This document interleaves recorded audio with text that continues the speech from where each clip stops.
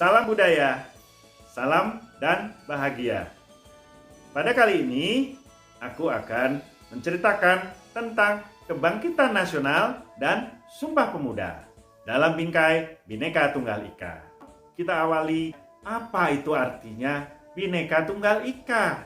Bhinneka Tunggal Ika, Bhinneka adalah berbeda-beda. Tunggal artinya satu, Ika artinya itu. Jadi berbeda yang satu itu. Diterjemahkan secara umum adalah walaupun kita berbeda-beda, tetapi memiliki satu tujuan, yaitu NKRI, Negara Kesatuan Republik Indonesia. Itu adalah tujuan dari kita. Dari mana asal Bhinneka Tunggal Ika? Itu berasal dari kitab Sutasoma yang dikarang oleh Empu Tantular pada abad 14 Masehi saat kerajaan Majapahit. Ketika itu Majapahit dipimpin oleh rajanya Hayam Wuruk. Nah, kalau kita sudah mengenal Bhinneka Tunggal Ika, berbeda-beda, Indonesia yang memiliki lebih dari 1000 suku, memiliki satu tujuan, yaitu bernegara, NKRI, maka kita harus melihat balik kepada sejarahnya, yaitu kapan kesadaran tentang kebangsaan dan kapan kesadaran tentang kemerdekaan. Seorang budayawan, Daud Yusuf, mengatakan bahwa kesadaran kebangsaan itu, kesadaran kemerdekaan itu berasal dari kaum terdidiknya.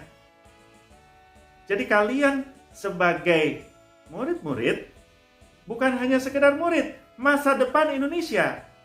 Kalian harus sadar seperti pendahulu-pendahulu kita. Kesadaran kemerdekaan, kesadaran berkebangsaan. Ini diperkuat oleh tulisan Soelarto, yaitu mantan Wakil Pemimpin Umum Harian Kompas. Pak Larto mengatakan inspirasi kebangsaan dari ruang kelas. Loh, kok bisa begitu? Kan sesuai dengan yang dikatakan oleh Daud Yusuf, bahwa kesadaran kaum terdidiknya, yaitu dari mana? Dari ruang kelas, dari pendidikan. Dalam bukunya, Pak Larto itu menceritakan 3 tokoh sebelum kemerdekaan yang sudah meletakkan dasar dari pendidikan untuk para rakyat Bumi Putra, yaitu rakyat Indonesia. Pada masa penjajahan Belanda loh, mereka membangun sistem pendidikannya sendiri. Yang pertama kita kenal Ki Hajar Dewantara dari Taman Siswa, yaitu Bapak Pendidikan Nasional kita. Kemudian ada Engku Muhammad Syafi'i, kemudian juga ada Willem Iskandar. Ketiganya di tempat yang terpisah, tapi luar biasanya memiliki pemikiran yang sama untuk pendidikan nasional Indonesia. Jadi akibat dari kesadaran kaum terdidik itulah maka kesadaran arti kebangsaan dan kemerdekaan itu timbul. Sekarang aku akan menceritakan tentang pergerakan nasional di Indonesia. Yang pertama, titik awal pergerakan nasional terjadi ketika Budi Utomo didirikan. Kenapa Budi Utomo didirikan? Itu ketika terjadi Dr. Sutomo dan kawan-kawan dari Stovia, yaitu sebuah sekolah bidang kedokteran, bertemu dengan Dr. Wahidin Sudirohusodo. Inspirasi tentang kemerdekaan, tentang kemandirian menular dari Dr. Wahidin Sudirohusodo kepada Dr. Sutomo. Sehingga beliau dengan teman-teman mendirikan Budi Utomo. Itulah sebabnya pada setiap tanggal 20 Mei kita memperingati Hari Kebangkitan Nasional. Karena apa? Karena tanggal 20 Mei 1908 disitulah Budi Utomo didirikan. Kemudian setelah itu terjadi peristiwa 20 tahun kemudian, yaitu pada Kongres Pemuda yang kedua yang diselenggarakan di Batavia, Jakarta sekarang ini. Nah, pada saat Kongres Pemuda yang kedua itu ada 3 rapat. Nah, yang paling penting itu adalah rapat yang terakhir. Apa yang terjadi pada rapat yang terakhir? Pada rapat yang terakhir itu terjadi 2 peristiwa yang begitu monumental. Apa itu?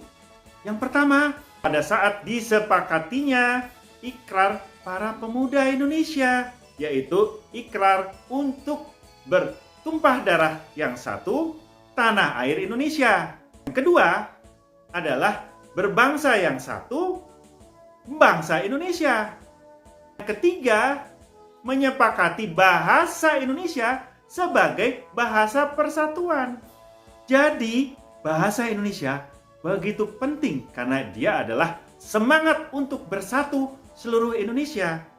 Bukan hanya sekedar bahasa keseharian saja, tetapi dia adalah bahasa persatuan. Itu yang ditandatangani oleh para pemuda yang akhirnya dikenal sekarang sebagai Sumpah Pemuda. Walaupun pada saat itu tidak dikatakan Sumpah Pemuda, tapi kita mengenalnya sekarang sebagai Sumpah Pemuda. Nah, sekarang apa peristiwa monumental yang kedua? Pada saat itu, pada rapat ketiga itu, rapat penutupan, diperdengarkan lagu Indonesia Raya, ciptaan dari W.G. Rudolf Supratman. Beliau melakukan dengan tidak bersuara, tapi menggunakan biolanya memperdengarkan musiknya. Kenapa? Karena pada saat itu berada masih di bawah pendudukan Belanda. Banyak intel-intel yang memata-matai. Maka beliau menggesek biolanya. Indonesia Raya terdiri dari 3 stansa. Stansa itu adalah kumpulan satu lirik sajak yang kadang kita nyanyikan pada saat upacara. Itu hanya stansa yang pertama. Nah, 2 peristiwa monumental bersejarah itulah yang selalu kita kenal sampai saat ini. Yang pertama, Sumpah Pemuda. Hari Sumpah Pemuda adalah 28 Oktober. Karena ketika itu ikrar pada 28 Oktober 1928. Kemudian lagu Indonesia Raya yang waktu itu diperdengarkan pertama kali oleh W.G. Rudolf Supratman sendiri dijadikan lagu kebangsaan Indonesia. Jadi itu yang tidak boleh kalian lupakan. Akhirnya puncak dari kebangkitan nasional terjadi pada tanggal 17 Agustus 1945 yang kita kenal sebagai Proklamasi Kemerdekaan Indonesia. Ayo, siapa tokoh-tokohnya? Pertama adalah Bung Karno dan yang kedua adalah Bung Hatta. Beliau berdua mewakili bangsa Indonesia memproklamirkan kemerdekaan Indonesia dari penjajahan dan kita menjadi negara yang merdeka. Nah, sekarang apa arti itu semua? Apa makna itu semua? Budayawan Dr. Daud Yusuf mengatakan sekali lagi bahwa kesadaran kaum terdidik, masyarakat terdidik itulah yang menjadikan ada 3 tonggak. Yang pertama pada tahun 1908 yaitu adalah berdirinya Budi Utomo, kesadaran kaum terdidik. Yang kedua, 1928, ketika kaum terdidik para pemuda berkumpul mengikrarkan Sumpah Pemuda. Dan titik kulminasi, yaitu titik puncaknya, adalah pada saat proklamasi kemerdekaan Indonesia. Jadi itulah kesadaran terdidik. Makanya kalian sebagai masa depan Indonesia harus terus belajar, tidak lupa dengan segala ilmu pengetahuan, karena dengan ilmu pengetahuan dan dengan nalar, kalian bisa menjadi bangsa yang mandiri.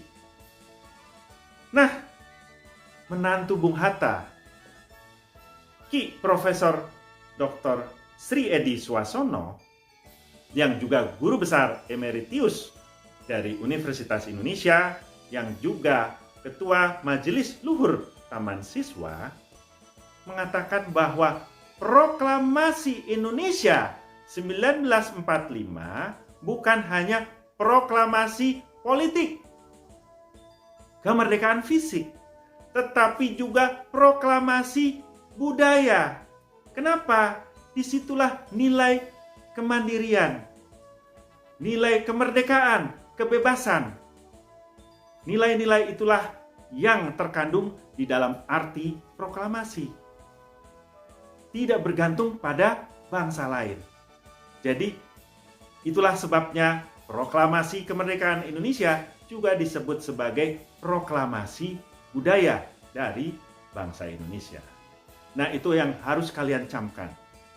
Bahwa nilai-nilai kemerdekaan, nilai-nilai kebangsaan, nilai-nilai persatuan kalian harus pegang. Karena apa? Nilai persatuan dan nilai kebangsaan itu adalah menggabungkan seluruh suku-suku di tanah air, seluruh etnis, seluruh ras yang ada di wilayah Negara Kesatuan Republik Indonesia memiliki keterikatan dan memiliki semangat persatuan. Kalau kamu belajar matematik, ketika menjumlah 2 buah bilangan pecahan, maka kamu harus menyamakan penyebutnya. Nah, sekarang nilai kemerdekaan, nilai persatuan adalah common denominator, yaitu menyamakan penyebutnya. Jadi kita memiliki suara yang sama, bersatu untuk merdeka. Itulah yang terjadi pada 17 Agustus 1945. Oke, anak-anakku, kalian harus tetap menjaga kemerdekaan ini dan mengisi kemerdekaan ini dengan hal-hal yang positif. Dan kalian sebagai pelajar, tugas kalian adalah menuntut ilmu agar memiliki nalar yang baik. Terima kasih, sampai jumpa di pelajaran yang lain.